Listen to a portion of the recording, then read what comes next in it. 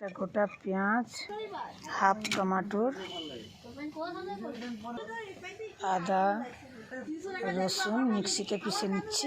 এটাকে আমি নুন দিয়ে সেদ্ধ করে নিয়েছি, তার ওপর হলুদ দিয়ে দিয়েছি। হলুদকে একটা একটা করে এইভাবে মাখিয়ে হালকা হালকা করে গরম তেলে ছেড়ে দিয়েছি। এইভাবে লাল করে ভেজে নেব। গুঁড়ো লঙ্কা দিয়ে দিলাম, অন্ধকারে তো দেখা যাচ্ছে না কিছু।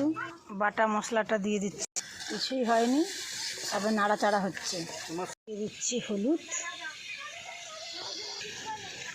আমার ঝোল ফুটে গেছে, আমি কচু দিয়ে দিচ্ছি। কচুর কষা কষা মাংসের মতন এত সুন্দর সেন্ট উঠেছে। লাস্টে একটু গরম মশলা দিয়ে দিয়েছি।